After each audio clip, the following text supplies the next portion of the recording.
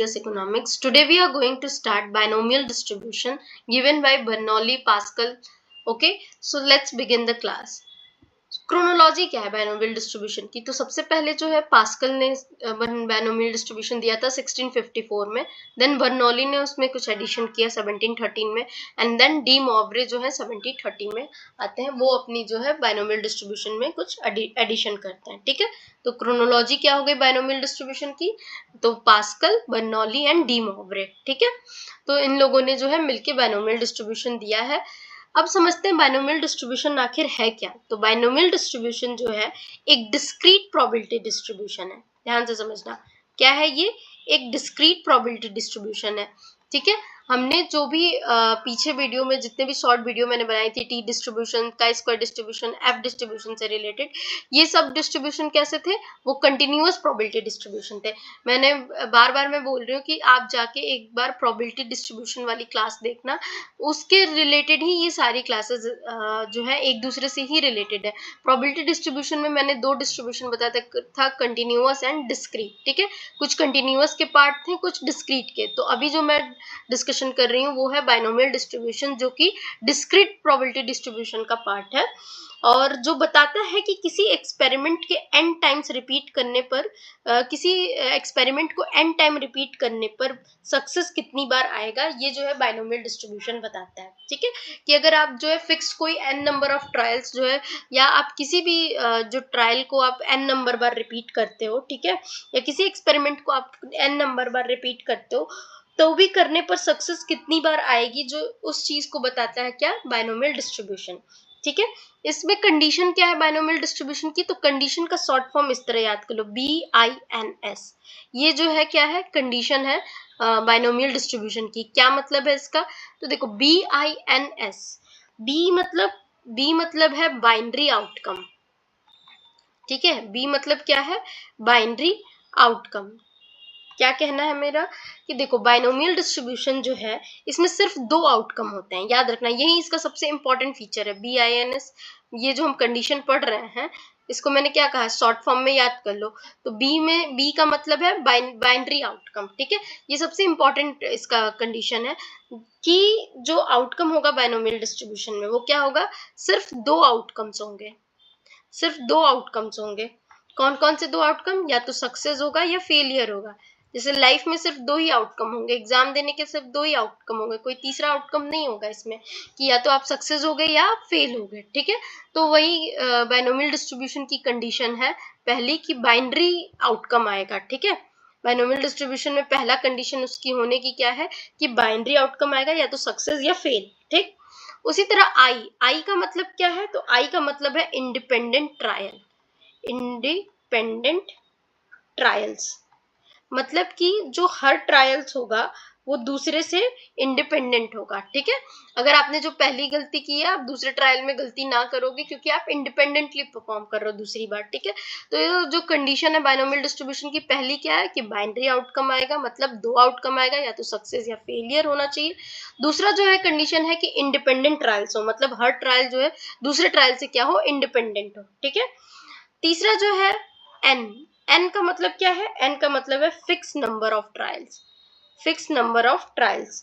ठीक है, मतलब टोटल ट्रायल एन पहले से फिक्स्ड हो, मतलब टोटल नंबर ऑफ ट्रायल्स जो है वो क्या हो, पहले से फिक्स हो. फिक्स नंबर ऑफ ट्रायल्स जो है एन का मतलब है कि आप पहले कोई चीज अगर क्वाइन भी उछाल रहे हो, उसके सक्सेस या फेलियर, तो आप जो है नंबर ऑफ ट्रायल पे डिसाइड कर लो कि इतने ट्रायल के बाद आप डिसाइड कर लोगे कि नहीं नहीं, टेल बहुत बार आ रहा है या हेड बहुत बार आ रहा है. ठीक है, तो नंबर ऑफ ट्रायल्स यहाँ पे मतलब है कि जो फिक्स नंबर ऑफ ट्रायल और जो टोटल ट्रायल हो क्या हो, पहले से फिक्स्ड हो. ठीक, फिर एस का मतलब क्या है? तो एस का मतलब है सेम प्रोबेबिलिटी ऑफ सक्सेस. ठीक है, कि हर ट्रायल में सक्सेस की प्रोबेबिलिटी क्या हो, सेम हो. ठीक है, same probability of success, same probability of success इसका मतलब है. ठीक है, एस का मतलब कि हर ट्रायल में सक्सेस की प्रोबेबिलिटी क्या हो, वो सेम हो। ऐसा नहीं है ना कि आपने मतलब कोई एक्सपेरिमेंट किया, एक्सपेरिमेंट करने के बाद आपने रिजल्ट निकाला कि ये चीज हो रही है, ठीक है, तो आप बार बार जब एक्सपेरिमेंट करोगे तभी तभी आपका जब रिजल्ट रिलायबल आएगा ना, जब सेम ही रिजल्ट देगा, अलग अलग देने लगेगा तो वो रिलायबल नहीं होगा। तो वही बायनोमियल डिस्ट्रीब्यूशन कहता है कि जो आपका सक्सेस का प्रोबेबिलिटी है वो हर ट्रायल पे सेम ही होना चाहिए, ठीक है। तो ये हुई हमारी कंडीशन बायनोमियल डिस्ट्रीब्यूशन की, ठीक है। क्या क्या हमने पढ़ा कंडीशन में, पहला तो BINS मतलब कि बाइनरी आउटकम होने चाहिए, मतलब दो आउटकम, या तो सक्सेस या फेलियर। दूसरा इंडिपेंडेंट ट्रायल्स होने चाहिए। तीसरा फिक्स नंबर ऑफ ट्रायल होना चाहिए। और चौथा जो है सेम प्रोबेबिलिटी ऑफ सक्सेस होना चाहिए, ठीक है। ये रहा, हमने इसका मतलब समझा। अब हम देखते हैं कि एग्जाम्पल एक लेके कि बायनोमियल डिस्ट्रीब्यूशन जो है वो कैसे सॉल्व किया जाता है, ठीक है। तो देखो, अगर बोल दे फॉर एग्जाम्पल, अगर बायनोमियल डिस्ट्रीब्यूशन आपको पता कैसे चलेगा कि बायनोमियल डिस्ट्रीब्यूशन लगाना है, तो मान लो क्वेश्चन बोल दे कि एक कॉइन को 5 बार टॉस करो, किया है।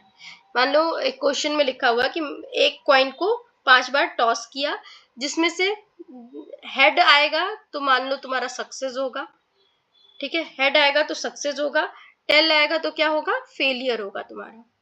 हेड आएगा तो सक्सेस होगा, टेल आएगा तो क्या होगा, तुम्हारा फेलियर होगा। और प्रोबेबिलिटी जो तुम्हारी हेड आने की है वो 0.5 है, ठीक है। तो क्वेश्चन अगर पूछ दे कि ये बताओ कि एग्जैक्टली 3 हेड आने की, एग्जैक्टली 3 हेड्स आने की प्रोबेबिलिटी क्या होगी, ठीक है। तो ये जो क्वेश्चन होगा इस तरह का, ये किस तरह का क्वेश्चन है, बायनोमियल डिस्ट्रीब्यूशन का क्वेश्चन है। क्यों? क्योंकि जो हेड है वो सक्सेस है, ठीक है, और प्रोबेबिलिटी ऑफ हेड क्या है, 0.5 ऑलरेडी जो है, मतलब सक्सेस जो है वो दिया हुआ है कि उसकी प्रोबेबिलिटी क्या है, 0.5। तो एग्जैक्टली 3 हेड आने की प्रोबेबिलिटी क्या है, ये पूछ रहा है। तो इस तरह का जो भी क्वेश्चन आपको दिया रहा है वो क्या होगा, बायनोमियल डिस्ट्रीब्यूशन का क्वेश्चन है। यहाँ पे सिंपल सा आप एक फॉर्मूला लगाते हो, और वो फॉर्मूला क्या है, तो वो फॉर्मूला है P x equal to small x equal to, फॉर्मूले को कैसे रिप्रेजेंट करते हैं, N X P X Q N minus X, ठीक है, इस तरह से रिप्रेजेंट करते हैं। जहां पे n क्या है, तो n जो है हमारा क्या है, number of trials, number of trials क्या है, n है, ठीक है। इसके बाद x की बात करें तो x जो है हमारा क्या है, small x, number of success, number of success जो है x है, ठीक है। p क्या है, तो p जो है प्रोबेबिलिटी ऑफ सक्सेस है। एंड q क्या है, तो q जो है 1 माइनस p, मतलब ना होने की प्रोबेबिलिटी, ठीक है, प्रोबेबिलिटी ऑफ फेलियर है q, ठीक है। हमने प्रोबेबिलिटी में पढ़ा ना कि एक कोई होने की संभावना है तो ना होने की कितनी संभावना है, तो वो 1 माइनस क्या हो जाता है, होने की संभावना, ठीक है, या 1 माइनस पी हो जाता है। तो क्यू जो है यही रिप्रेजेंट कर रहा है प्रोबेबिलिटी ऑफ फेलियर, ठीक है। और ये क्या रिप्रेजेंट कर रहा है, प्रोबेबिलिटी ऑफ सक्सेस मान के चलो, ठीक है, मान के क्या प्रोबेबिलिटी ऑफ सक्सेस होता ही है, ठीक है। तो ये जो फॉर्मूला है, ये फॉर्मूला किसका है, बायनोमियल डिस्ट्रीब्यूशन का फॉर्मूला है, इंपॉर्टेंट है। इसी से जो जितने भी बायनोमियल डिस्ट्रीब्यूशन के क्वेश्चन है वो सॉल्व हो जाएंगे। और अक्सर करके एग्जाम में देखा गया कि एक आध दो तो बायनोमियल डिस्ट्रीब्यूशन का क्वेश्चन आता ही आता है। तो चलो हम एक एग्जाम्पल लेके इसी से सॉल्व कर लेते हैं। हमने कंडीशन देख लिया ना, BINS, याद रखना कंडीशन है बायनोमियल डिस्ट्रीब्यूशन का, ठीक है। अच्छा, अब हम देखते क्या समझने जा रहे हैं, अब हम समझते हैं एक एग्जांपल के थ्रू बायनोमियल डिस्ट्रीब्यूशन। सिंपल देखो यार, फॉर्मूला तो यहाँ से मैंने बताया था कि याद रख लेना, फॉर्मूला तो बहुत इंपॉर्टेंट है। कि क्या हमने लिखा है, P capital X equal to small x equal to n, और आपका नीचे x होगा, देन px होगा, then q n minus x, ये हमारा फॉर्मूला हो गया, ठीक है। तो चलो, अगर मान लो क्वेश्चन में गिवन है n5, x जो है वो 3, स्मॉल x जो है तुम्हारा 3 दिया है, प्रोबेबिलिटी जो है सक्सेस की वो 0.5 दिया है, और प्रोबेबिलिटी ना होने की भी 0.5 दिया है, ठीक है। तो अगर एग्जैक्टली 3 हेड का क्वेश्चन जो हमने पीछे पूछा है, अगर एग्जैक्टली 3 हेड आने की क्या होगी, तो अगर हम देख लें तो यहाँ पे क्या कर देंगे, स्मॉल x की जगह क्या लिख देंगे, 3, ठीक है। अब इसके बाद हम इस फॉर्मूले में पुट करते हैं 5 5 3, ठीक है, 5 और 3, उसके बाद 0.5 का क्यूब। ठीक, नंबर ऑफ ट्रायल्स n जो है क्या है 5 है, तो मैंने 5 रख दिया, x की जगह 3 रख दिया। अब 0.5 का क्यूब करेंगे और 0.5 का स्क्वायर करेंगे, क्योंकि p कितना दिया है 0.5, q कितना दिया है 0.5। ठीक है, तो देखो एंड n माइनस एक्स क्या हो जाएगा 2। ठीक, तो मतलब n क्या है 5 है और x क्या है 3 है, तो इनको माइनस करेंगे तो क्या हो जाएगा 2 हो जाएगा। तो अब यहाँ पे क्या सॉल्व करने पे आएगा, तो यहाँ पे सॉल्व करेंगे 5 फैक्टोरियल अपॉन में 3 फैक्टोरियल इंटू 2 फैक्टोरियल। ठीक है, और उसके बाद 0.5 पे क्या लिख दो, 0.5 के पावर 5, 3 प्लस 2 क्या हो जाएगा 2 पावर प्लस हो जाएगा, और 0.5 कॉमन लेके दोनों पावर को प्लस कर देकर बेस सेम है तो। ठीक है, तो 0.5 पावर 0.5 पे पावर क्या हो जाएगा 5 हो जाएगा। ठीक है, इसको सॉल्व करेंगे फैक्टोरियल को, तो क्या होगा, इसको सॉल्व करेंगे तो 10 इंटू 1/32 आएगा। ठीक है, तो और इसको इस तरह लिख सकते हैं 10/32। अगर इसको डिवाइड करेंगे तो ओवरऑल क्या आ जाएगा 0.3125 के करीब आ जाएगा। ठीक है, और इसको अगर परसेंटेज में चेंज करेंगे तो 31% में आ जाएगा। ठीक है, तो ये हो गया हमारा जो है बायनोमियल डिस्ट्रीब्यूशन सॉल्व करने का। बस फॉर्मूला याद हो, उसमें सारी वैल्यूज पुट कर देनी है, फैक्टोरियल निकाल लेना है और उसके बाद आंसर आ जाएगा। ठीक है, तो ये रहा बायनोमियल डिस्ट्रीब्यूशन का हमारा एक एग्जांपल। अब मीन ऑफ बायनोमियल डिस्ट्रीब्यूशन समझते हैं। मीन ऑफ बायनोमियल डिस्ट्रीब्यूशन का फॉर्मूला एनपी कह लो। ठीक है, मीन ऑफ बायनोमियल मीन को कैसे रिप्रेजेंट कर सकते हैं म्यू से, तो मीन जो है वो क्या है एनपी। ठीक है, अगर मान लो वही एन दिया हो और पी दिया हो तो मल्टीप्लाई करके हम क्या निकाल सकते हैं, मीन निकाल सकते हैं बायनोमियल डिस्ट्रीब्यूशन का। ठीक है, वेरिएंस का फॉर्मूला क्या है, तो एनपीक्यू। वेरिएंस का फॉर्मूला क्या है एनपीक्यू। वेरिएंस कैसे रिप्रेजेंट करते हैं सिग्मा स्क्वायर से। ठीक है, तो एनपीक्यू जो है यहाँ पे फॉर्मूला है वेरिएंस का, जहाँ पे एन जो है नंबर ऑफ ट्रायल्स, पी जो है प्रोबेबिलिटी ऑफ सक्सेस, क्यू जो है प्रोबेबिलिटी ऑफ फेलियर है। ठीक है, अगर गिवन हो तो हम निकाल ले सकते हैं। ठीक है, इसके बाद हम बात करते हैं स्टैंडर्ड डेविएशन की भी। यहाँ पे स्टैंडर्ड डेविएशन का फॉर्मूला नहीं दिया है, बट स्टैंडर्ड डेविएशन का फॉर्मूला भी इंपॉर्टेंट है। वो क्या होता है स्टैंडर्ड डेविएशन का बायनोमियल डिस्ट्रीब्यूशन में फॉर्मूला, तो स्टैंडर्ड डेविएशन को इस तरह रिप्रेजेंट करते हैं equal to root N P Q. ये जो है फॉर्मूला है हमारा स्टैंडर्ड डेविएशन का। ठीक है, अच्छा कुछ इंपॉर्टेंट प्रॉपर्टीज समझ लो, क्या क्या है प्रॉपर्टीज। तो जो रेंज है वो क्या होगी, 0 से n तक हो सकती है, कुछ भी हो सकती है। जो बायनोमियल डिस्ट्रीब्यूशन की रेंज है वो 0 से कहाँ तक हो सकती है, फिर n नंबर ऑफ ट्रायल्स तक हो सकती है। ठीक है, पहला तो ये प्रॉपर्टी है, प्रॉपर्टी है। दूसरा जो क्या है, बायनोमियल डिस्ट्रीब्यूशन जो है सिमेट्रिक डिस्ट्रीब्यूशन होता है। ठीक है, सिमेट्रिक डिस्ट्रीब्यूशन होता है, कैसे समझो इसको, जस्ट अ मिनट।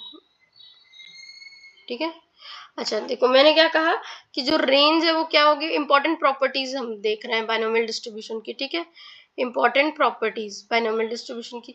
तो पहला प्रॉपर्टीज क्या है कि रेंज जो है वो क्या होगा, रेंज जो है वो x जो होगा वो 0 से n तक हो सकता है। ठीक, अच्छा सर सक्सेसेस जो क्या हो सकते हैं 0 से n तक हो सकते हैं। दूसरा जो है इसकी प्रॉपर्टीज है बायनोमियल डिस्ट्रीब्यूशन की कि सिमेट्रिक डिस्ट्रीब्यूशन हो सकता है। सिमेट्रिक डिस्ट्रीब्यूशन का